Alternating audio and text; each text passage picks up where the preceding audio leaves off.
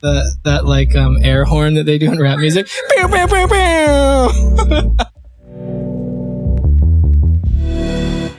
Hey guys, how's it going? It's Eugene. I'm Alex. And I'm Cody. And this is Building the Brand. And today we're going to talk about how we've been approaching editorial and sort of the fluidity that's required to just make things happen on the go. In the very beginning, when it came to photo shoots, interviews, stories, I would say we're generally super organized or tried our best to be very regimented. And, you know, I think something that we've learned is that some people have this innate ability to tell stories while others treat it like a craft that can be continually improved and owned. And that's something for us that we've tried to really embrace and just look at the situation at hand and figure out what's the best way to tell a story. Yeah, and among all of us on the team, I think we fall in different places along the spectrum.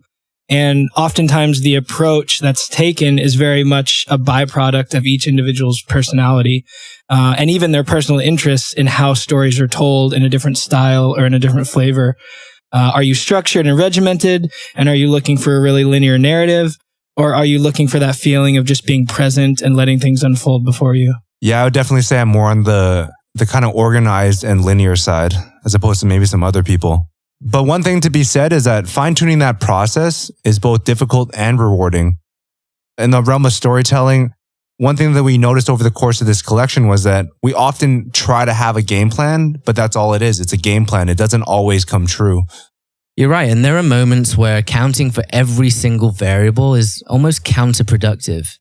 And it can take a lot away from the authenticity of a story. You kind of get to this point where you're really forcing something that's not there, and that might not work.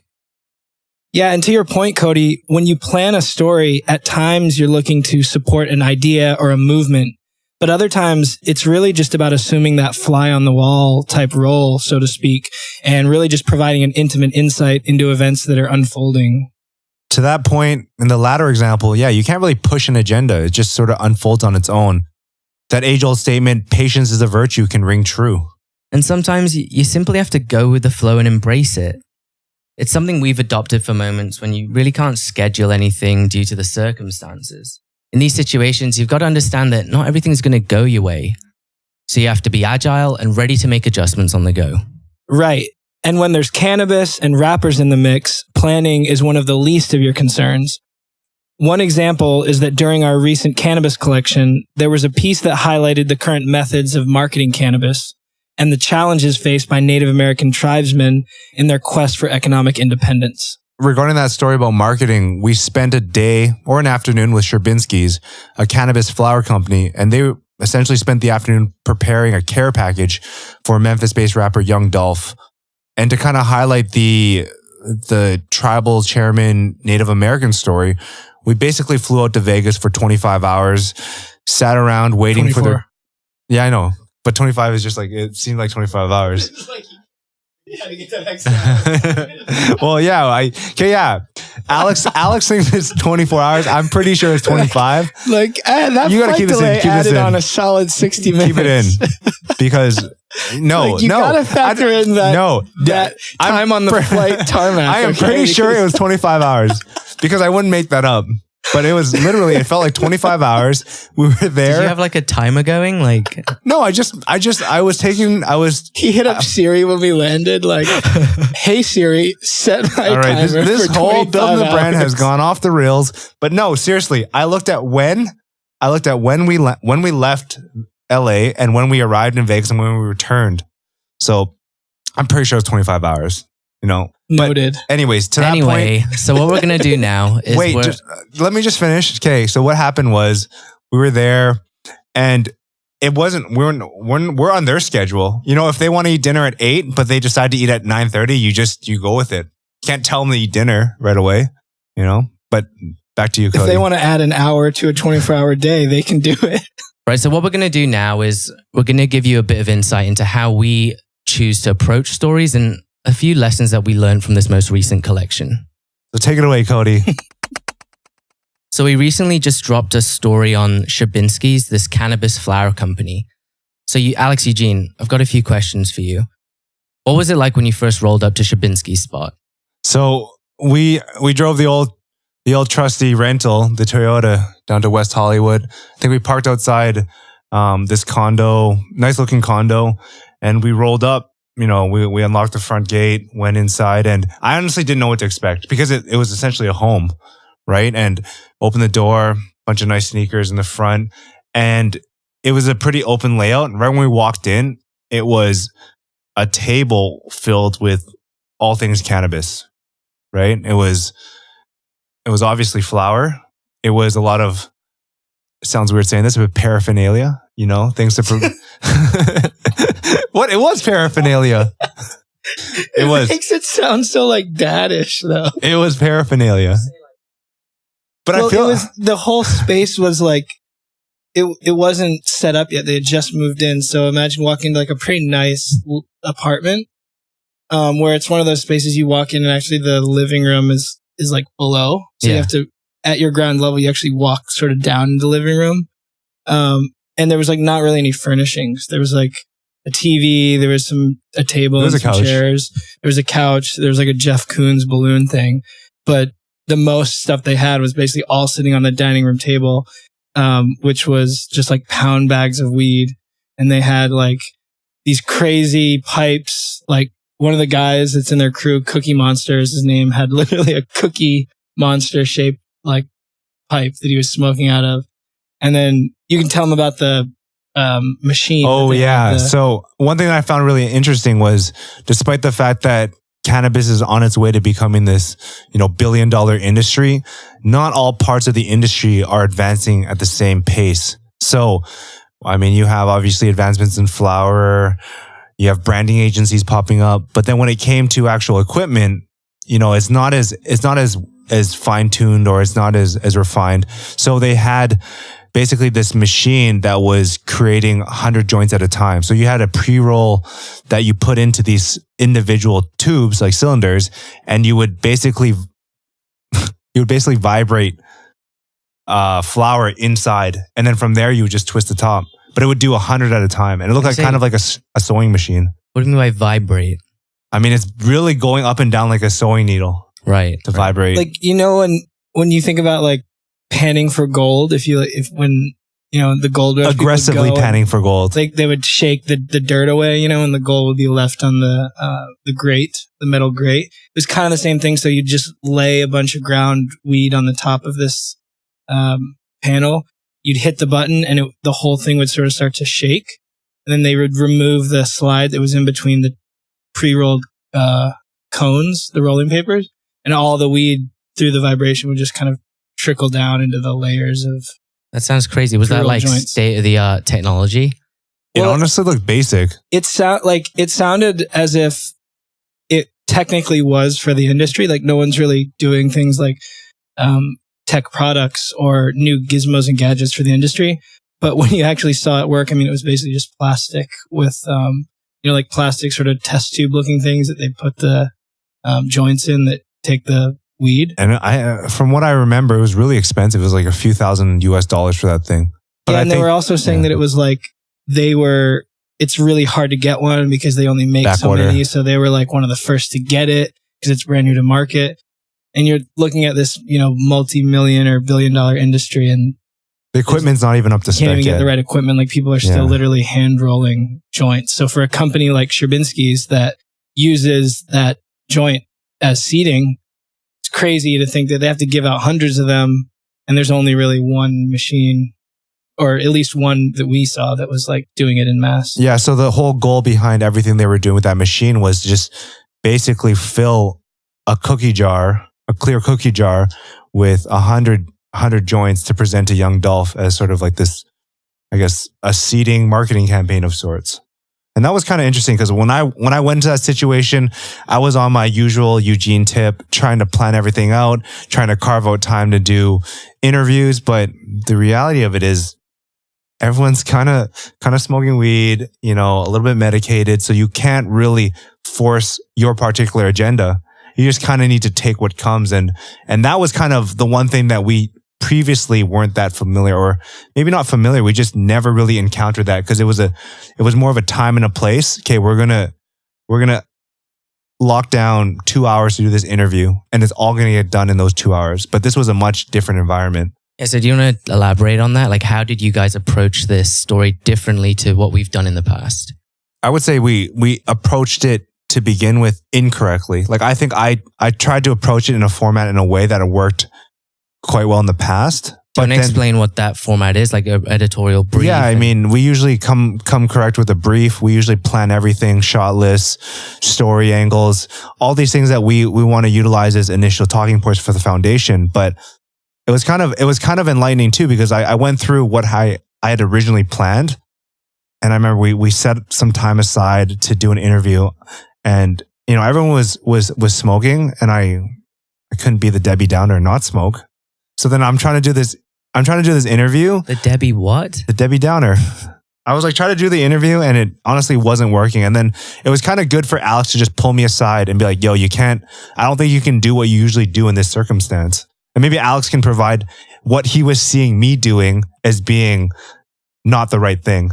Well, basically, I don't know if I ever pulled you aside, actually. Either happened before you derailed, but I don't think it was a derailing. What happened was, I mean, you have to imagine, right? Because when we used to work at Hypebeast, or even now sometimes when you work with brands, these brands really want to know like what the plan is, right? You have a bunch of people who their job is to make sure that everything's planned out. If you're going to interview the CEO, there's like a schedule. So I think we often err on that side of like going into it literally sometimes with a call sheet, right? Where we have like, hey, from 1 to 2 p.m., there's going to be portrait shots. From 2 to 4, there's an interview. It's like really regimented. So then we kind of went into the Sherbinskis story with the same idea. And then we kind of roll in, and then people are smoking, we're hanging out. And then conversation was happening. We were all around talking. So I think we started to get the microphones out. And I was thinking that you were going to just sort of like mic people up and let the situation happen, and just people will be mic'd, so we're getting it. And then I overhear, hey, Will, could you cut the music off for a second? And oh, hey, do you mind just putting this lapel? Yeah, you might just have to like go under your shirt, like just kind of. And then next, like 5 minutes later, there's like 6 dudes in a room. It's dead silent. Everyone's super stoned. And Eugene's like, hey, can we just step down to the couch real quick and just do a quick in retrospect, interview? It's super awkward. I don't know if it was awkward. It didn't provide, it wasn't a vehicle towards the best story. Because you're kind of pulling people out of the element, right? Eugene, do you remember what your initial angle was going into the story? Like, how did that differ to how it actually turned out? I mean, we went in, actually, even the whole premise of us going there was on a whim. I think we got contacted like, a few hours before, and they're like, yo, you should come down. Like the guys at Sherbinskis is like, you should come down and check this out. It'll be really cool, really special. And, when I was thinking to myself, honestly, it's not an issue for me to step into any situation, and even without proper planning to be able to get something out of it and to talk to them. But I just think the way I personally approached it was just incorrect. You were forcing the situation. Whereas opposed to like, if we're standing around the table and maybe I didn't have them mic'd up properly, I just had a handheld, H5, and I could capture the general ambiance and generally usable audio. I think that would have been much more authentic. If I could just jump in real quick, Alex, maybe you could tell everyone like why Sherbinskis? Why did we decide to do a story on them? Well, I had worked with the guys before, like in 2015 for a small branding thing where I essentially helped them out with some of their brand identity, like their logos and their colors and stuff. So that's where the relationship started. And Will and those guys always knew that we all had a background from Hypebeast. So obviously that's sort of inherently tied to like their culture as well. And they're very well aware of it. So I think they trust our aesthetic and our point of view. So just clarify what Will's role is at Sherbinskis. Will's basically one of the partners in Sherbinskis. So he kind of handles a lot of the business and the legal side of the brand. Whereas Mario, who's the other counterpart, is the product guy. Like he's an OG grower. He's been in the game since before Will was actually in the picture. He's created a bunch of strains. So that's why their partnership makes a lot of sense, because Will brings the business expertise and sort of the know-how, because he also has a background in the legal side of the cannabis industry. Whereas Mario is kind of the proof in the pudding. He's been in the game for a while. He's got all the right connections. People trust his strains, so on and so forth. All right. So going back to the story, Eugene, so you kind of had to change your approach. Yeah. So what was your biggest takeaway from all of that? Story aside, just in terms of how to approach things, it's that sometimes you go in with that narrative that you want to validate or you want to explore, but by just actually going and being that fly on the wall, I think Alex kind of put it best. Like sometimes you just want to be the fly on the wall. The narrative sort of appears after the fact. And I've known that, but I think this was more kind of taking a looser approach and just having the confidence that, hey, you know what? Things will unveil themselves with time and with sort of analysis looking back, as opposed to needing to be in the moment and being very regimented, like, hey, it has to be like this. Because sometimes, I mean, I've experienced in the past too, it's like what you think will be interesting isn't always all that interesting. You need to kind of change lanes. So is there more to this story, Alex? After you guys packed 100 joints? Yeah, that was just the beginning. I mean, there was really no schedule to the day. So we spent, 3-4 hours there? Yeah, about that. I think we spent like 3 or 4 hours there. And again, over the course of that 3 or 4 hours, the two of us are kind of adjusting or realizing that there's actually no schedule or rhyme or reason, and that either we're going to be in it for the long haul through the rest of the day, or we're going to somehow make an excuse and exit and not really get much of a story. So we ended up just sticking around for a while, and we're like, well, basically we'll spend the rest of the day with these guys. Young Dolph, who we thought was going to come to their office and meet us and get some product and whatever, that didn't end up happening. So we ended up going to the Hollywood Hills, where Young Dolph had a rented home or an Airbnb or something. And this was like right around sunset. So it must have been around 7 or something like that, 7 p.m. Yeah. So Eugene, do you want to paint the picture a little bit for us? What was it like when you rolled up to Young Dolph's mansion? Yeah, so I think he had rented a mansion. He was performing that night. And it was so very, very prototypical rapper life. I think there was like a Lamborghini outside being washed. And I think there was a Bentley or something like that. It wasn't like a sports car, but it was like an expensive car. And it was being washed. And, you know, when we first walked in, it was super dark in there. Bunch of people just hanging out, chilling. And we got led into the dining room, and it was just like kind of this enclosed dining room. And it was kind of a tense moment. You're trying to exchange pleasantries, or like, hey, what's up? You know, give someone a handshake. And from there, it's not that I was scared, but I knew that I was in a position where this is not my world. I'm here to just be present as these guys do their thing. I mean, maybe it's the fact that Young Dolph got shot up 100 times the week before that maybe played into it. But I was just like, I was there chilling just on the side. I was recording, just passively recording. We didn't take any photos because we just weren't sure what the whole vibe was. And eventually they started passing around a handful of joints, and that kind of eased, I wouldn't even say it's tension. That's the wrong way of putting it, because I don't think there was anything tense about it. It was just like that sort of was the communal thing that opened everyone up, right? I don't even know if anyone else felt tense, but I think that we probably just felt tense because we were out of our element. I think it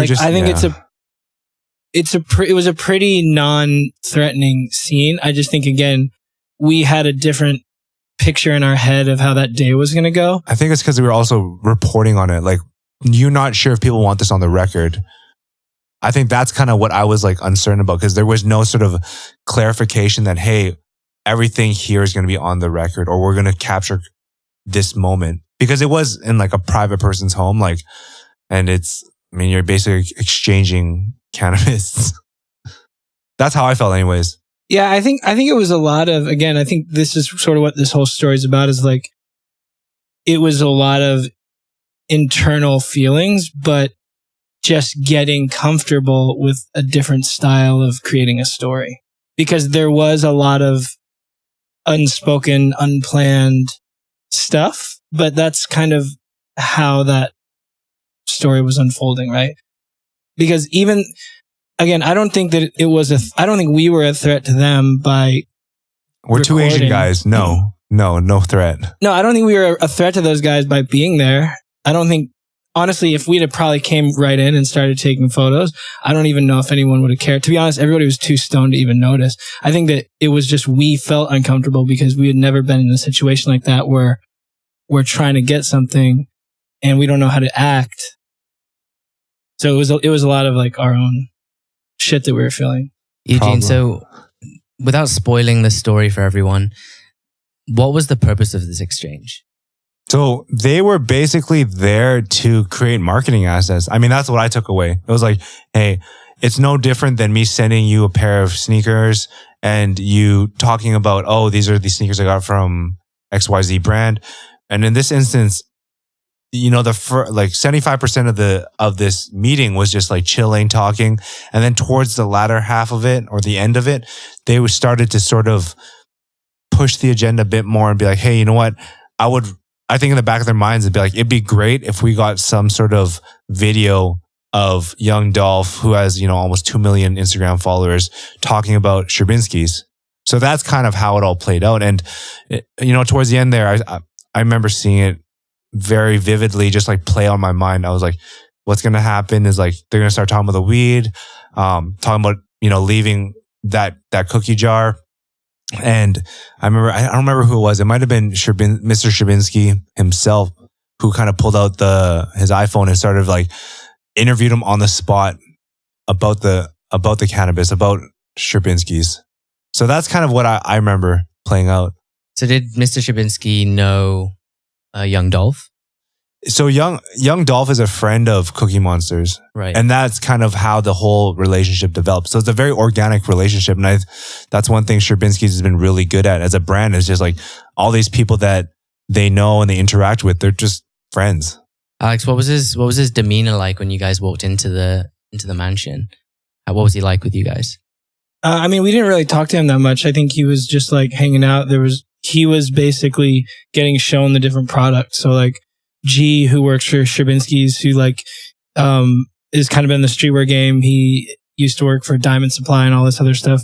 He's like the out there dude. He's like going to meetings like this all day, every day, going backstage at concerts, like, you know, giving people product, like being the face of the brand in the mix. So he kind of got there before we did, actually. And he was sort of there just showing him. So imagine it's like he's showing the menu, but it's not a paper menu. It's literally like bags of the menu, you know? So we were just sort of there watching what was.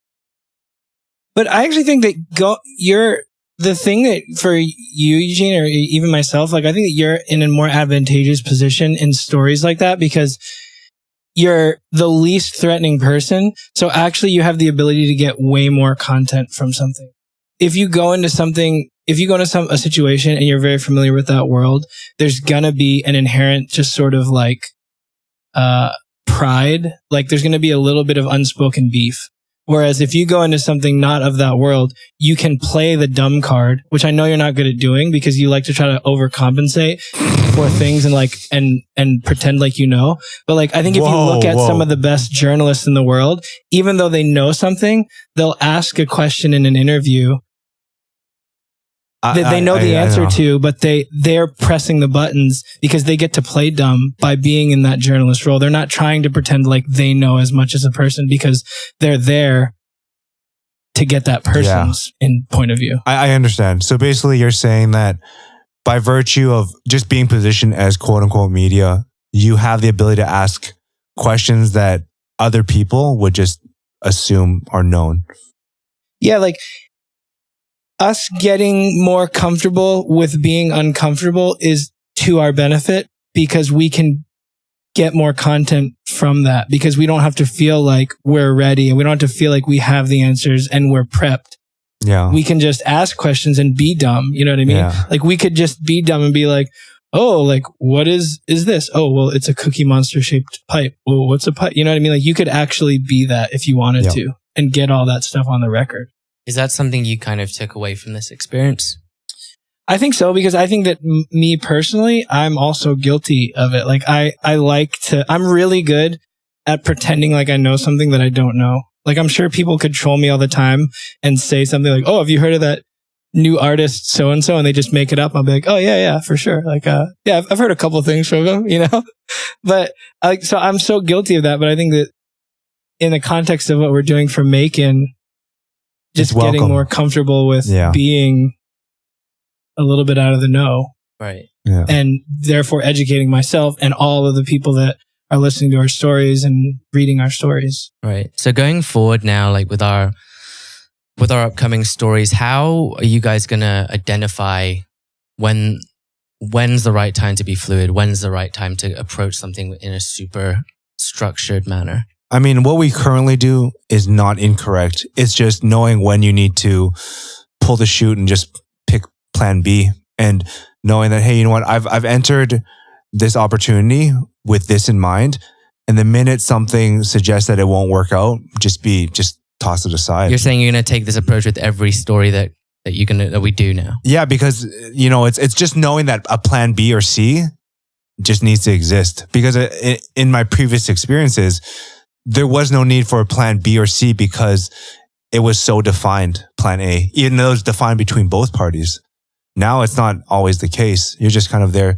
And I also have confidence in, people like yourself, Cody, Alex, just the team around us, that we can go into this situation not getting what we thought we'd get, but still being very confident that whatever story we build out of it makes sense. And it's also part what we acquire in terms of narrative and content, but also just our own personal insights. What are some of the benefits, would you say, of having a structured approach? It just reduces some of the guesswork, and I think it just doesn't hurt to be a little bit more methodical and planned, and just knowing some things require you to be very organized, and some things, are going to be thrown at you and you don't know how to react. But just by virtue of knowing that I will figure a way out of the situation or how to best utilize what's in front of me, that's the biggest takeaway for me. Does giving up that control with this hybrid approach, does that make you feel uncomfortable? I think maybe in the beginning, I think even myself, when Alex was like, yo, you just need to roll with it a bit more, I was thinking to myself, no, I think we should be organized. But then, I think that the actual takeaway from this story was, hey, there's certain things that if I had tried to plan it exactly to a T how I wanted it to turn out, it wouldn't have been satisfactory in my eyes. So by, just allowing it to kind of take shape on its own, I think that was a lot more impactful. Alex, I was going to say, even to that point, it's just like, what is the best story? And the best story doesn't always mean how I feel it should be done. And I'm okay with that. Right. And Alex, this is obviously your first time kind of taking this fluid approach. What sort of things do you think you could have done better? Personally speaking, I would have, I would have been better at mentally preparing myself for it going in. But from not personally speaking, I think the power is really in the team.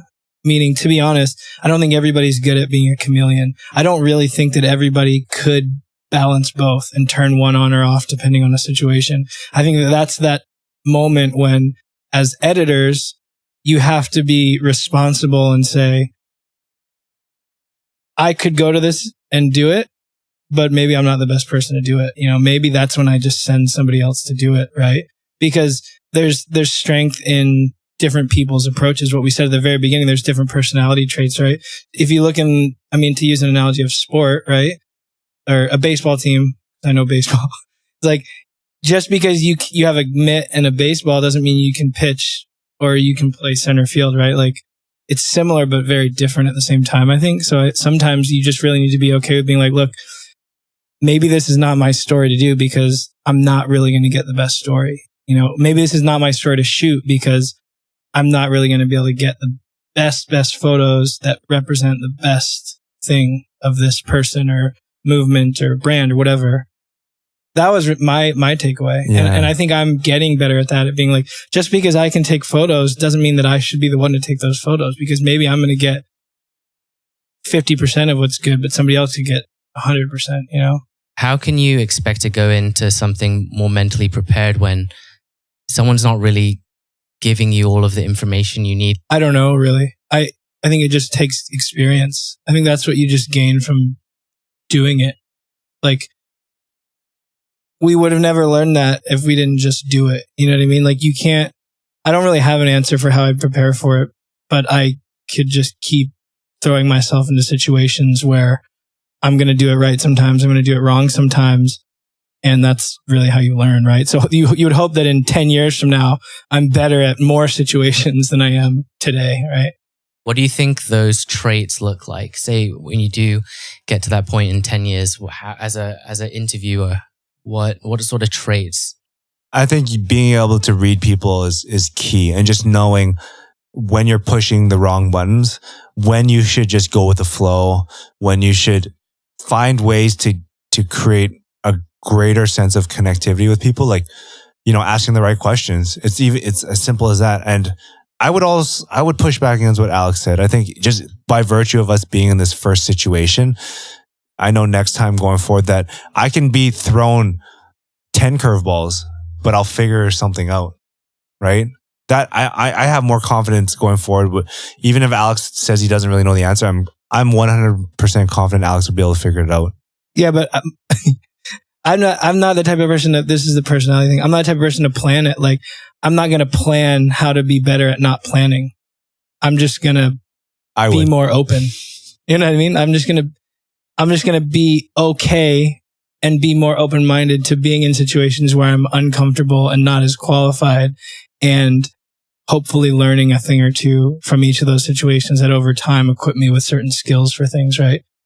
But like, cause don't you think that that's true? Like when we were a hypebeast, right? You're so accustomed to just everybody being a jack of all trades, which is good. And that's what you have to do sometimes when you're small. But you lose that whole idea of like, dude, there's some career journalists who like only do hedge funds, like their whole life has been spent really honing in that craft of doing journalism or whatever, photography well in like one sector of culture. And it's different now for sure than in the print world because we can do more.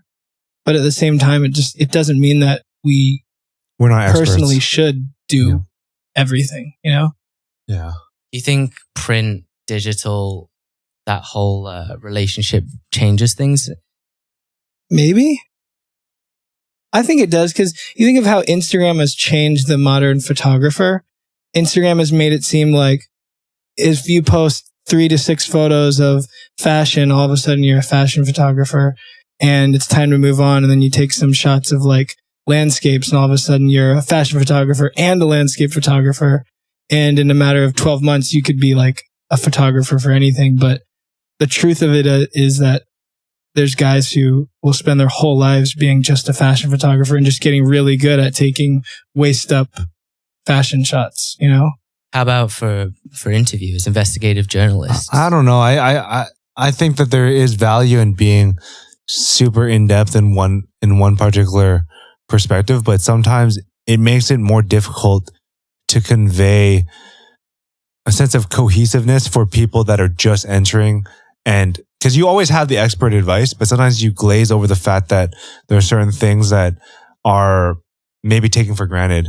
Because what I think is more of a skill set for any journalist or any sort of editorial person is that sense of curiosity to ask questions and then be able to take that step back to know how to create almost these stepping stones to know, hey, you know what? I'm not an expert in, to your example, hedge funds, but how do I bring them along so that it's not necessarily providing an opportunity for certain people? And I guess, to be honest, there's no answer to that, because some people are going to be like, hey, you know what? I'm talking about this at a very high level and I need an expert who's, 25 years at the Wall Street Journal versus someone that's trying to bring along, this perspective. And to that point, like New York Times, I think does a great job because any one of us can read maybe a deeper topic on something, but they do such a good job of explaining it step by step that it allows you to understand everything.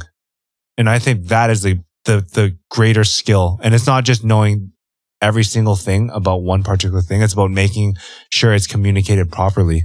And just to cap everything off, personally, I'm really excited to see how our editorial is going to evolve as we gain more experience doing these types of stories. Yeah. How do you think you've become a better interviewer or just like a writer or journalist?